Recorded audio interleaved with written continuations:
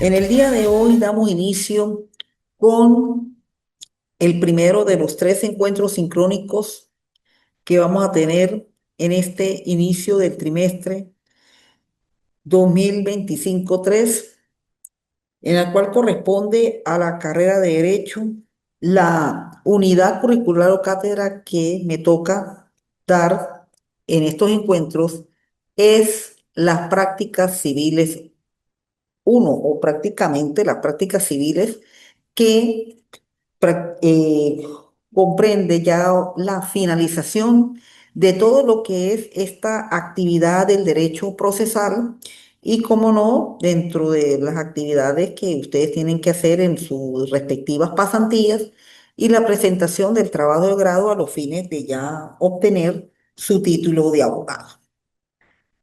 Bueno, como su nombre lo indica, las prácticas civiles, pues, y en la presentación que se le dio de la materia o de la unidad curricular, pues aquí ya vamos es a lo que hace el abogado.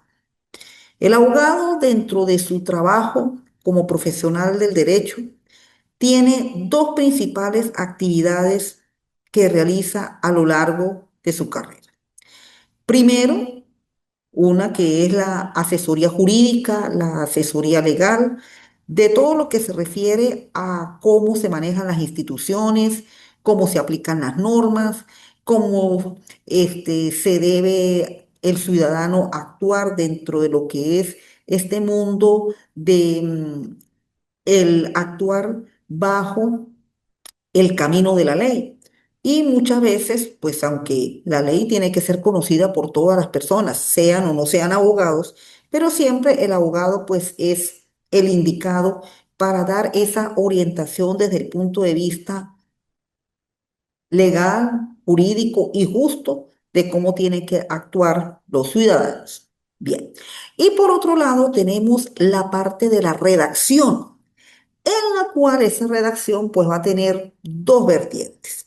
La primera, que es la realizada con la realización de documentos cuando se llevan a cabo lo que son los negocios, los contratos, es decir, todas esas actuaciones que involucran el día a día de la actuación de los ciudadanos en diferentes áreas, en diferentes materias. Y ahí es donde nosotros por lo menos llevamos a cabo lo que es la redacción documental, que mayormente ese tipo de documento va a las instituciones en la cual le van a dar fe pública y se van a convertir en los títulos por el cual el ciudadano se identifica con ese negocio realizado. Ahí es donde se llevan los documentos a las notarías públicas, a los registros públicos,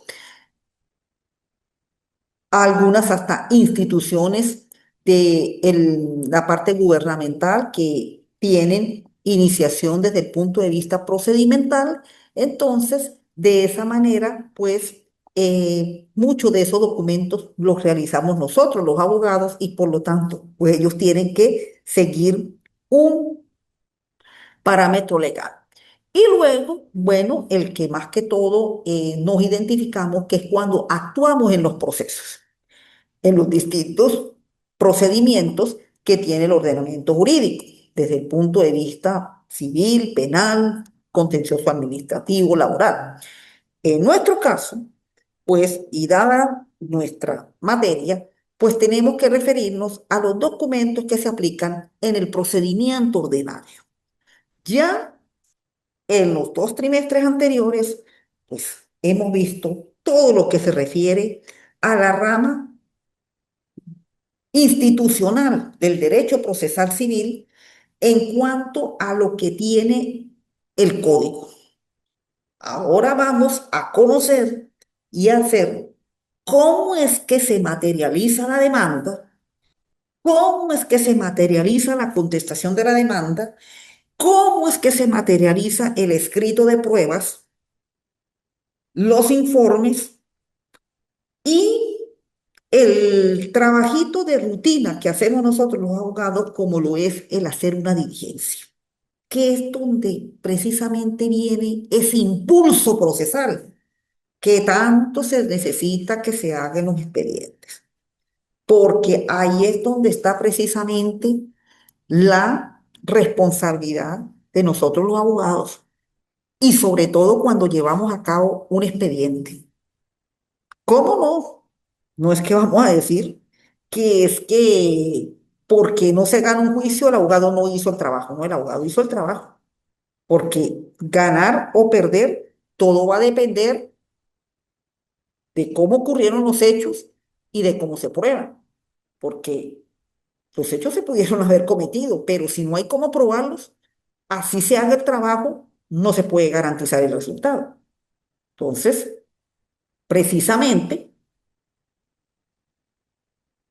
el asunto está en que mientras uno en el trabajo se diligencia, se impulsa, se obtiene la sentencia, el abogado ha hecho su trabajo. Ahora viene lo que es la cuestión de la responsabilidad del impulso, que es lo que muchas veces se ve en los tribunales que no se hace. Se inicia un expediente y el expediente dura años en la cual termina perimiendo, porque si no hay impulso procesal, ocurre la terminación del proceso mediante la figura de la aprehensión. Entonces, esos son los dos detalles que hay que tener presente porque muchas veces piensan, "Ah, no, que porque no se ganó el juicio no es de trabajo, no, el trabajo se hizo, desde la demanda hasta la sentencia, y todo eso es un proceso. Ahora, que haya presentado una sentencia, un resultado por el cual no tuvo el abogado cómo probar, ya eso, como se dice, escapa de su actuación porque él hizo su actuación, que no se probó, que no hubo los medios de probarlo, naturalmente, bueno, la parte no aportó el documento que se necesitaba para probar determinado hecho.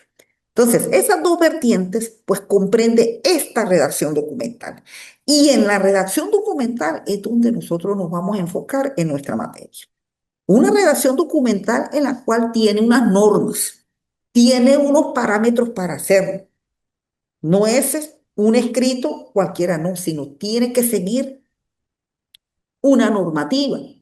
Y esa normativa es lo que ya tenemos presente y cómo la vamos a plasmar en un papel para que cumpla con la actividad legal, la actividad jurídica. Eso es lo que vamos a aprender a hacer en nuestra materia. Y otra recomendación en la cual, bueno, se hace es que por lo menos háganlo, que eso va a influir también en la nota, lo relacionado a la visita institucional. Bueno, en esta primera evaluación, pues no se le va a pedir, pero ya para la segunda y tercera evaluación, por lo menos hacerse presente y conocer una notaría, un registro y un tribunal. ¿Cómo es que funciona? ¿Qué es lo que se hace? Porque ahí es donde van a llegar ustedes, sobre todo en la parte del tribunal. Ya la parte de las notarías y registros, por lo menos en cuanto al nuevo sistema de plataformas, que es como se está llevando a cabo. Hay que tener, ahora sí, una cuenta en el SAREL. Una vez que obtengan el título de abogados, ustedes tienen que tener la inscripción precisamente en el SAREN, tener una cuenta en el SAREN, porque ya lo que es la actividad de registro mercantil y de notarías públicas, pues se lleva a cabo a través de el sistema de plataforma, donde hay que tener la cuenta, donde hay que inscribir el documento que se va a notariar o el que se va a registrar, el pago, la revisión y la firma. Entonces, ya tenemos que además de la redacción documental, tenemos que tener la cuenta en el SAREN para realizar esos trámites. Bien. Bueno, previo, ¿cómo funciona esta materia? Pues nos vamos ahora a la planificación. Como ustedes ven, desde el trimestre pasado, pues ahora la evaluación van a ser de tres módulos, o sea, tres momentos en los cuales se van a evaluar. Y nuestra primera evaluación corresponde a las unidades uno y 2 que se refiere a la redacción documental. La redacción que van los documentos a las notarías o al registro, en la cual pues nos vamos a enfocar en lo que son los documentos de la venta, del arrendamiento, del contrato de la sociedad, el mandato y la constitución de hipoteca. que son aquellos que más se trabajan desde el punto de vista de la actividad registral y notarial. El segundo y tercer módulo, que son las unidades 3 y 4, pues ya corresponde con el procedimiento civil y más que todo el procedimiento ordinario, en que acá pues nos vamos a enfocar primero con la demanda, la contestación, las cuestiones previas y cómo se solicita una medida, las medidas preventivas, que son las que aparecen a partir del artículo 585 y siguientes del Código de Procedimiento Civil. Y por último, en el tercer módulo, pues el escrito de pruebas y el recurso extraordinario de casación, con los respectivos informes que también se presentan tanto antes de la sentencia de primera instancia como los informes de de la apelación. Y una casación es el escrito de formalización que tiene unas técnicas para hacer ese escrito. Bien, estos son escritos lo que se va a hacer. Por favor, en las plataformas ya está indicado. Eso tiene que ser con hoja tamaño oficio, porque el tamaño oficio sustituyó a este papel que les estoy mostrando acá, que es el llamado papel sellado. Este era el papel que normalmente se utilizaba hasta prácticamente la reforma del año 1999 de la Constitución, que se introducía en los tribunales, en las notarías y en los registros. Todo documento que se llevaba ante esas instituciones se hacía en este papel. ¿Qué fue lo que cambió? Lo que cambió fue de que ahora el papel es un papel tamaño oficio. Las medidas son las mismas que aparecen aquí en el papel, en la cual eh, en su plataforma y en su material de apoyo la tienen, que es la que vamos a comenzar en el día de hoy. Y esas medidas tienen que ser colocadas en esa hoja, tanto el frente como la parte posterior. El espacio entrelineado que también se indica y cómo debe ser el escrito, porque el escrito que va para los registros y para las notarías, esos son escritos que van continuos. Ahí prácticamente casi no se deja ni margen. Lo que uno hace en el tribunal es un poco más abierto, pero también igualmente se hace en papel tipo oficio. Eso es lo único que sucede. Por ese papel, naturalmente, pues se cobra un arancel. En las notarías y en los registros se pagan unos aranceles. En los tribunales, aunque todavía tenemos la norma vigente del artículo 26 del 254, lo relacionado con la gratuidad de la justicia, en este momento en los tribunales lo que hay son colaboraciones que se hacen. Se colabora en base a una pequeña monto que se pide para la admisión de la demanda. Muchas veces pues se pide materiales para el funcionamiento del tribunal, que si papelería, que si insumos bueno, de que se necesita, papel, tijeras, cinta pegante, bueno, lo que se pide para la admisión de la demanda, pues hay que tener el material para el tóner, de las impresiones, todo eso, el pago por las impresiones de los distintos autos que se producen en los expedientes, todo eso son colaboraciones que se dan. Entonces, para que tengan claro de que por los momentos, mientras todavía tengamos esta situación país, el Poder Judicial, las normas del 26 de 254 relativo a la gratuidad de la justicia está suspendido. No es que la norma esté derogada, la norma está suspendida.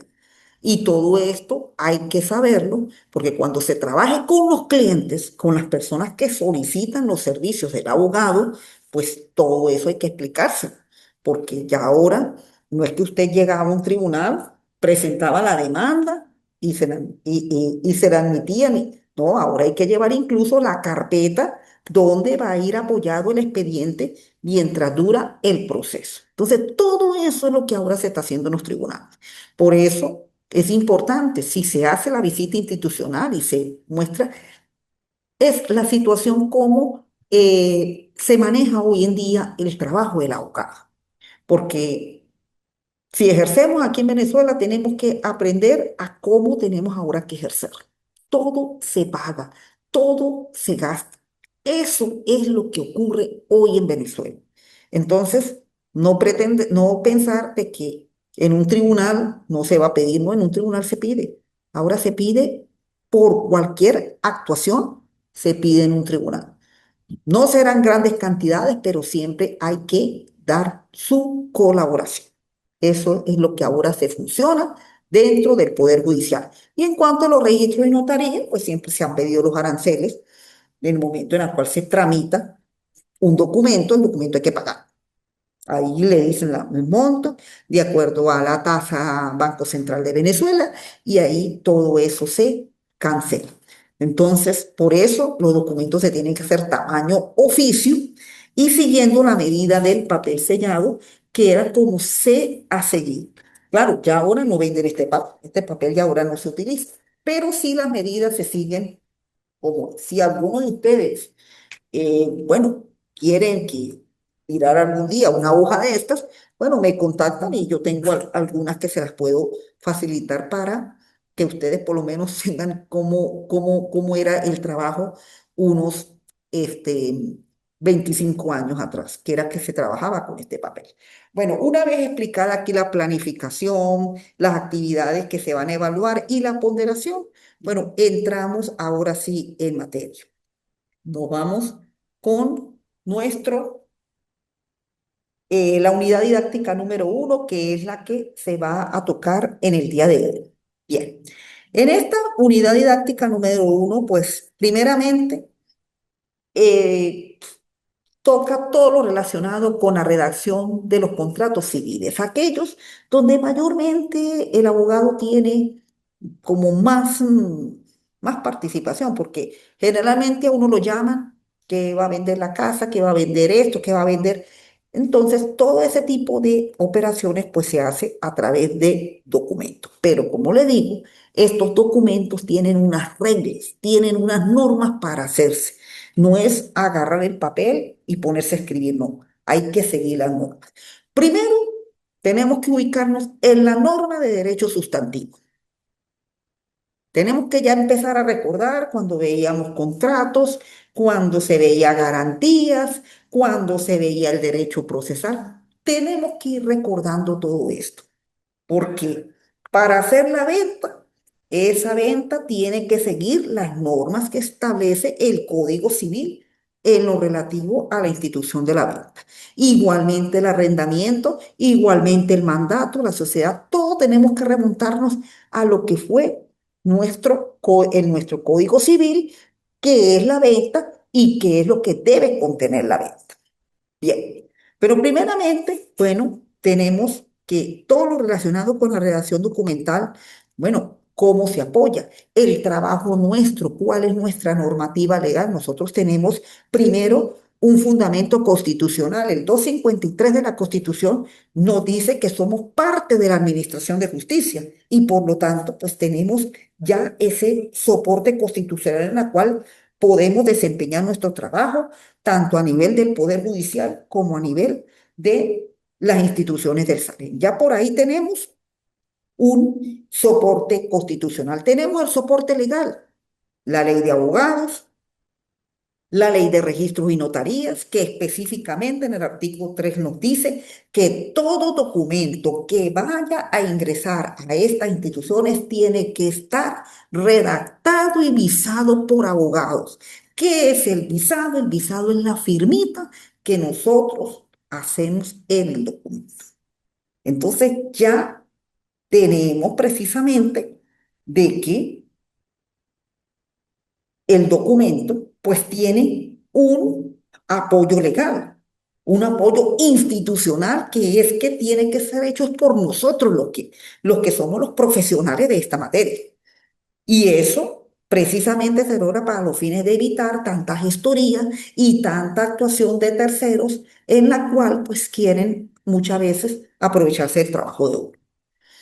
Y entonces, eso es también el otro apoyo institucional y legal que tenemos, la ley de abogados, la ley de registro notarial, el Código de Procedimiento Civil, en la cual para poder una persona asistir a un juicio tiene que estar asistido de abogado. La persona no puede ir sola a meterse a un tribunal a presentar una demanda. Esa demanda tiene que ir la persona con el abogado. Si no va con el abogado, no le van a recibir la demanda ni cualquier escrito que vaya a presentar. Entonces, también tenemos ese apoyo institucional del Poder Judicial. Entonces, conociendo las normas en la cual tenemos, como se dice, la legalidad para hacerlo, como profesionales del derecho que somos, vamos a comenzar con la redacción documental, que es la común. Bueno, ¿por qué, por lo menos en derecho, todas las evaluaciones tienen que ser escritos? Porque es que ese es nuestro trabajo. Nuestro trabajo es escribir, nuestro trabajo es redactar, nuestro trabajo es analizar, estudiar los conflictos, las situaciones que se le presentan a las personas. Y por lo tanto, cuando se van a ir a hacer el trabajo y hacer la redacción, pues esa redacción tiene que cumplir unas normas. En cuanto a lo que es los documentos de estas instituciones jurídicas, pues ellas tienen unas normas muy específicas para todo lo que usted vaya a realizar. Además del contenido que tiene que estar dentro del documento, ella debe tener una serie de normas relativas con las llamadas medidas, cómo se va a distribuir esta hoja de papel sellado. Primero, de papel común, porque el documento se redacta en papel común tipo oficio, pero él tiene unas medidas. Acá, por lo menos, hay unos ítems donde en realidad, pues, ¿quiénes son los que participan en la redacción de esos documentos? Porque el negocio, el contrato o el acto que se realiza, pues él va a estar transcrito en un documento de esto. Bien, te insistirán, pero ¿por qué no muestra el papel sellado? Porque aquí lo único que hago es mostrarle cuál va a ser el papel. El papel es una hoja tamaño oficio, pero la medida va a ser como estaba ahí en el papel sellado. Primero, hay que identificar a la persona. Tenemos que remontarnos cuando en derecho civil persona se veía en qué consistía la persona en derecho. Sabemos que hay persona natural y sabemos que es persona jurídica. La persona, si es persona natural, tiene que tener capacidad. De ahí tenemos que remontarnos a la norma de capacidad que establece el Código Civil, el Código de Procedimiento Civil y también cuando lo veíamos en personas. Bueno, tener la edad para hacer esos negocios, eso no lo puede hacer. Como se dice yo, eso tiene que haber una edad y tener capacidad. ¿Qué es lo que se va a describir? ¿En qué va a consistir la operación? ¿Y cuáles son esas normas del derecho sustantivo en que apoyan esa redacción? Bien, bueno, conociendo esto, nos vamos a, como lo dice, los requisitos de forma en la cual pues deben tener estos documentos. Estos documentos tienen unas formas y unas reglas específicas para hacerlo. Por lo menos, el papel tipo oficio. Perfecto. Los márgenes antes de la ley de vigencia, registro público y notariado, a raíz de la reforma de 1999, los documentos se redactaban en un papel legal conocido como el papel sellado, que es este en el cual se lo estoy mostrando acá. Así era como se redactaba. La reforma cambió el papel a capa del oficio. Lo único que se mantuvo fue las medidas. Eso fue lo que se mantuvo en lo que especificaba el papel sellado, porque el papel sellado tiene, en la cual en la parte superior, hay una medida aproximadamente de 5 centímetros. Tiene en la parte superior. En la parte inferior, aproximadamente esta medida es de 2,8 centímetros, que es el que ustedes ven aquí. Superior aquí, 5 centímetros. Inferior acá, 2,8 centímetros. Tenemos el lado derecho, es esta línea que vemos acá, este espacio que ustedes ven aquí, desde que empieza la hoja hasta la línea, más o menos el espacio, la medida es de unos 3 centímetros, el lado izquierdo. Y el lado derecho, 1,5 centímetros, en la cual pues está desde esta parte de la finalización de la hoja hasta la línea. Esto es en el lado del frente. Los espacios interlineados tienen que ser de 30 líneas para el frente. Para el frente, 30 líneas con un espacio de 24 puntos entre interlineados del uno al otro. ¿Bien? Entonces, ahí tenemos precisamente la parte del frente. Vámonos a la parte posterior, porque el documento, si solamente se redacta en la pura frente, bueno, estaría bien, pero hay veces el documento puede pasar a la parte posterior, o sea, a la parte de atrás, de atrás. Atrás, pues va a tener también una medida. Los márgenes, si en el frente fue el izquierdo, en la parte posterior, en la parte de atrás será el derecho. Y si en el frente fue el derecho, en la parte de atrás es el izquierdo. Las medidas, pues prácticamente tienen que ser similares, 3 y 1 o 1,5. Lo único que cambia es el margen superior. Ya en el frente era de 5, en la parte de atrás posterior es de 2. Es este espacio que le estoy señalando aquí con el dedo. En la parte inferior sigue siendo el mismo, 2,8.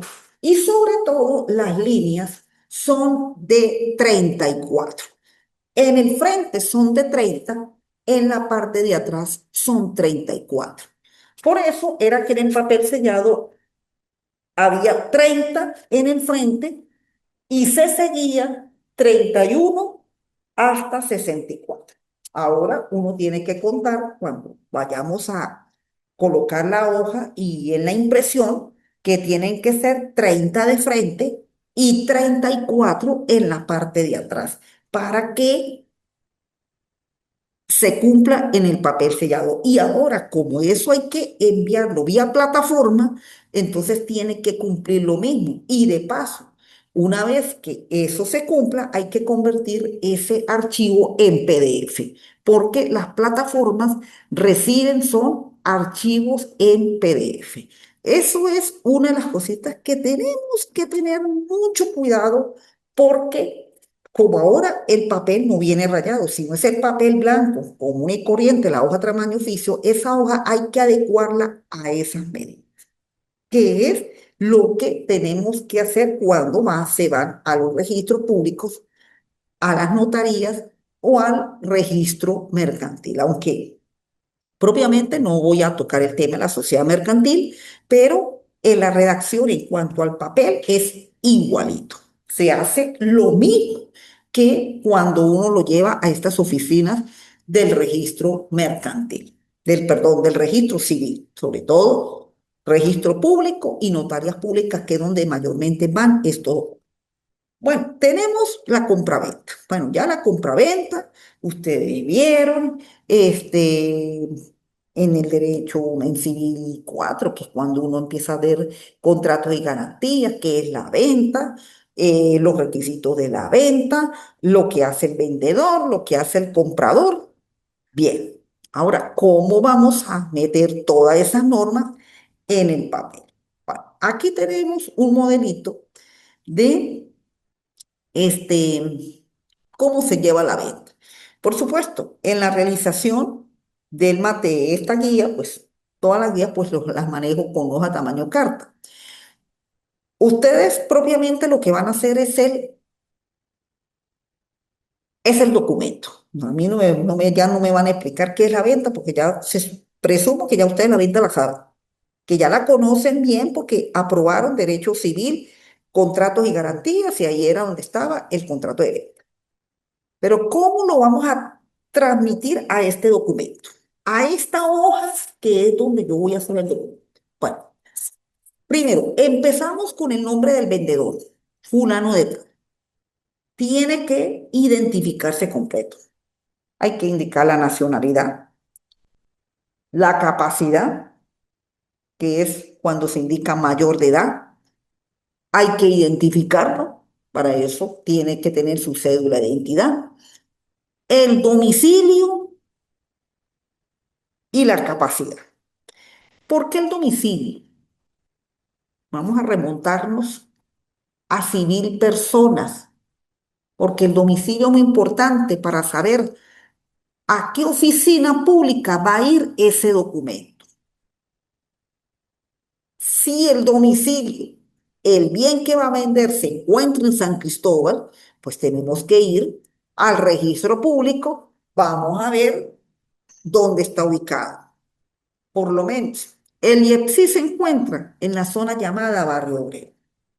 Si se va a vender uno de los inmuebles, vamos a suponer que se encuentra cercano al IEPSI, pues resulta que esta jurisdicción pertenece al registro público primero que se encuentra en Urbanización Mérida, porque si se ubica el inmueble en la zona, por decir algo, de el demócrata, ya correspondería el registro público segundo que se encuentra en la séptima avenida. Entonces, ahí es donde tenemos que identificar si San Cristóbal, en qué parte se encuentra el bien, porque una vez que tenemos ya el domicilio, hay San Cristóbal.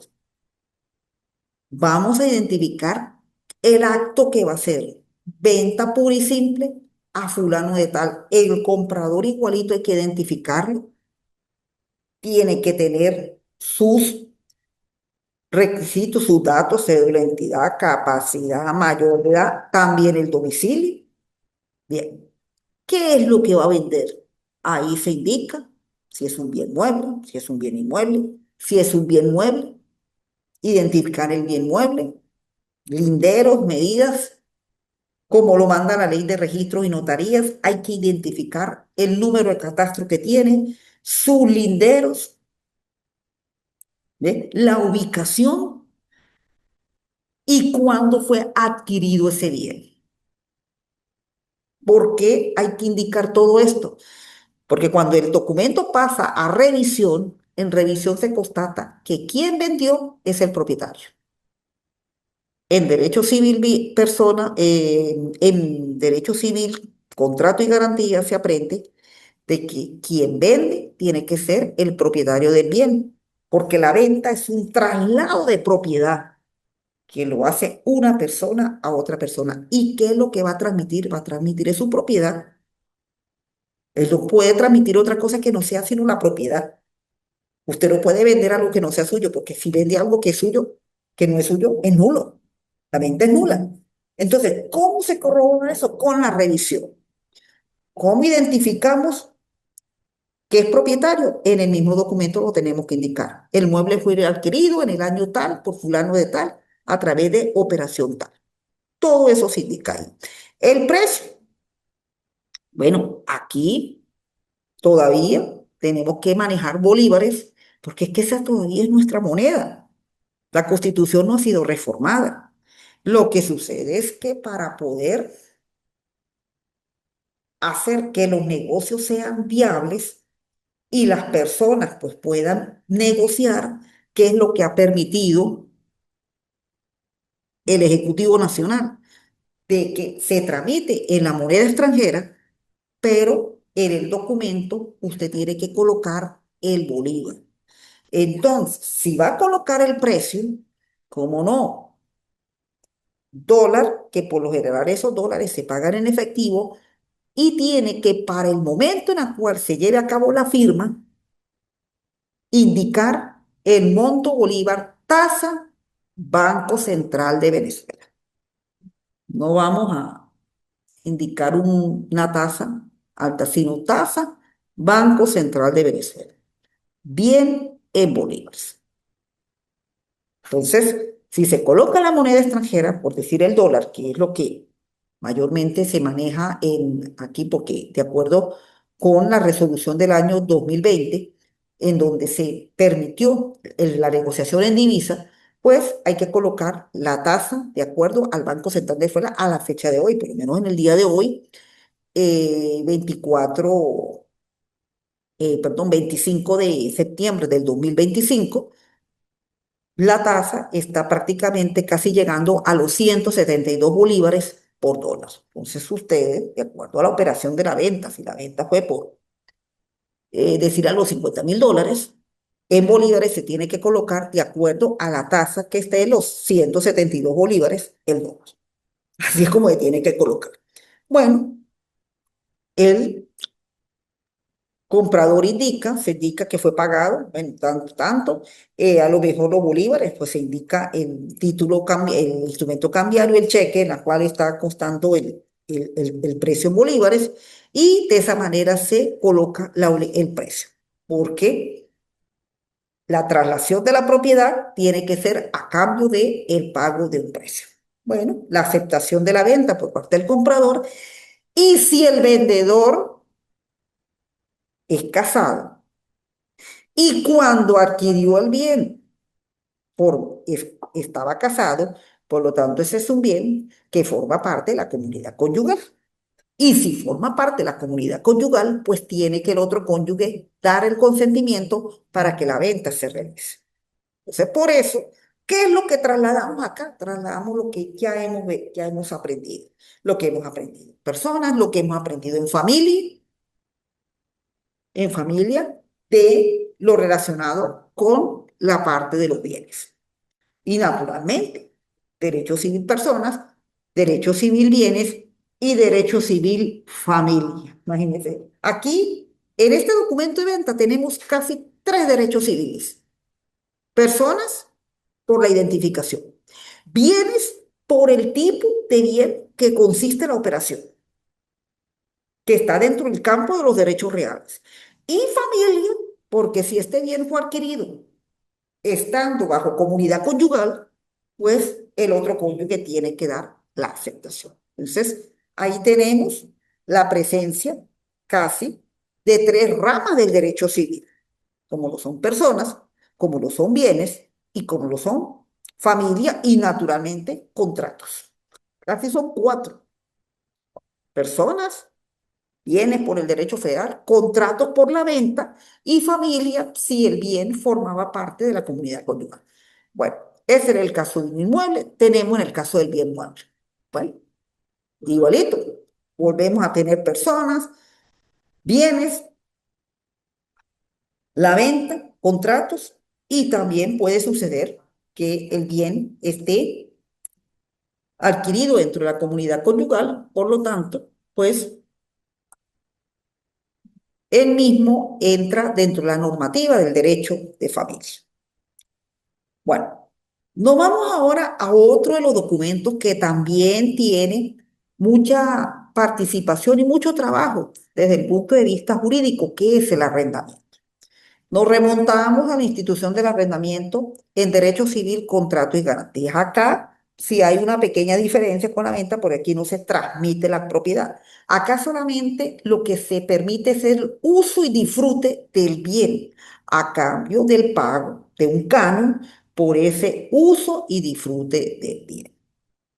Entonces, en los contratos de arrendamiento, pues sí tiene una pequeña diferencia con la venta, porque el contrato de arrendamiento también puede ser hecho por vía privada. Y creo que en este momento es lo que más se está haciendo en el negocio jurídico. Bueno, producto de las reformas que han habido con la materia de arrendamiento, porque ahora en el arrendamiento no solamente se estudia las normas relativas al Código Civil, sino tenemos la ley especial en materia de arrendamiento, sobre todo lo que es el arrendamiento de vivienda, y el decreto legislativo sobre arrendamiento de inmuebles de uso comercial. Esos son prácticamente las tres normas que se aplican en la materia de arrendamiento. Código Civil, el primero, la ley de arrendamiento de vivienda, el decreto legislativo sobre arrendamientos de inmuebles de uso comercial, y el Código Civil prácticamente entraría ya casi como supletorio de estas dos normas. Igual como sucede en la venta, pues tenemos que identificar a la persona, tanto en este caso arrendador, como el arrendatario, que es el llamado inquilino. Bien, lo que se arrienda, pues puede ser bien mueble, perdón, un bien inmueble que mayormente una vivienda o un establecimiento comercial. Con respecto a los bienes muebles, es muy poco. Anteriormente se utilizaba mucho la figura de los arrendamientos de muebles, pero eso en realidad es muy poco lo que se hace. En un tiempo hasta se alquilaban vehículos, se alquilaban hasta equipos de computación.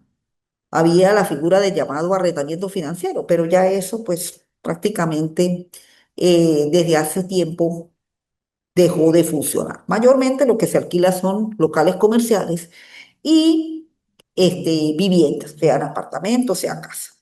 Acá lo que más que todo se establece en el arrendamiento son condiciones, cláusulas relativas a cómo, qué es lo que se alquila, qué es lo que se va a pagar de canon, el tiempo, porque la norma arrendataria tiene eso, ella se lleva a cabo por un tiempo que puede ser tiempo determinado o tiempo indeterminado. Mayormente los arrendamientos son por tiempo determinado. La ley de arrendamiento de vivienda y también el decreto legislativo sobre arrendamiento de inmuebles de uso comercial establecen tiempo mínimo 1 año para alquilar. 1 año.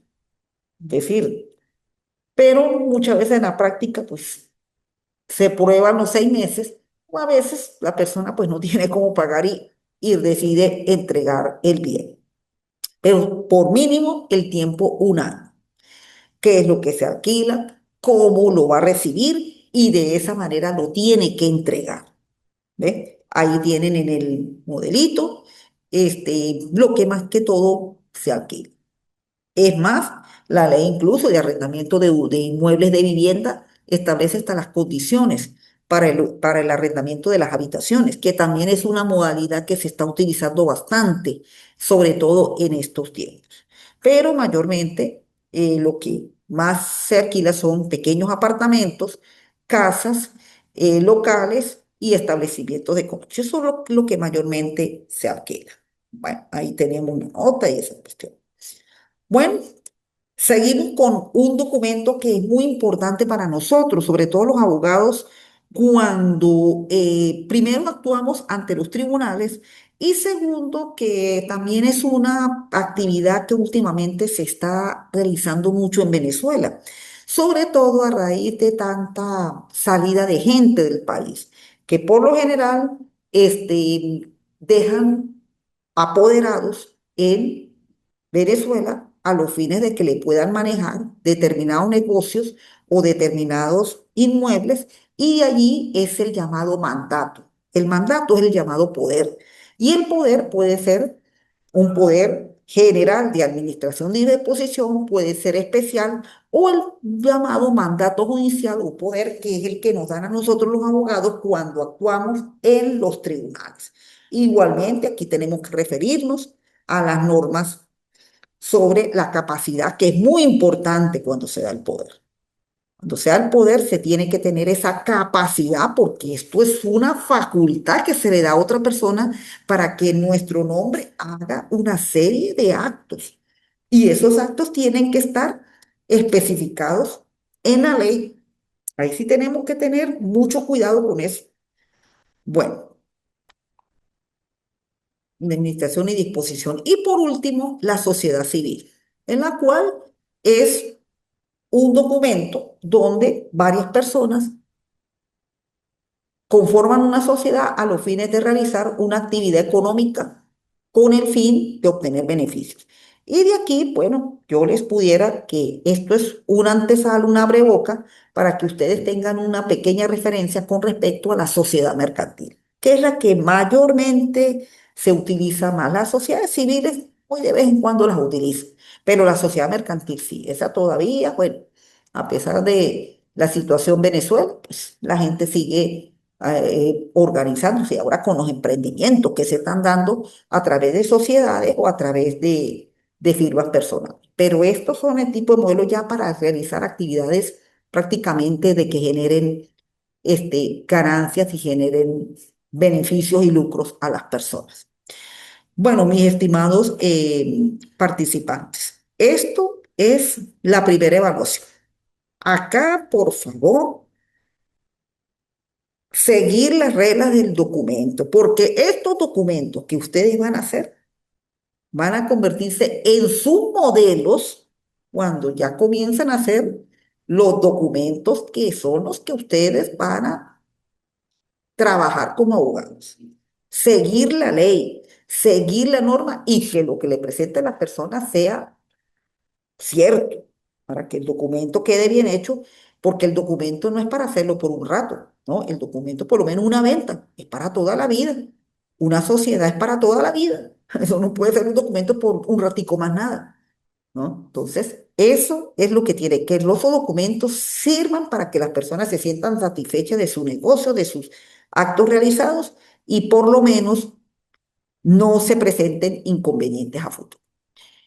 Para el segundo y tercer módulo, pues sí voy a recibir lo que es la visita institucional, que sería bueno que te haga y eso va a ayudar un poco con la mejoría de la nota. Bueno, de mi parte, gracias por haberme recibido en este primer encuentro sincrónico. Ya a partir de la próxima semana, pues comenzamos con las evaluaciones y de mi parte, muchas gracias por la atención y nos veremos en el segundo encuentro introductorio.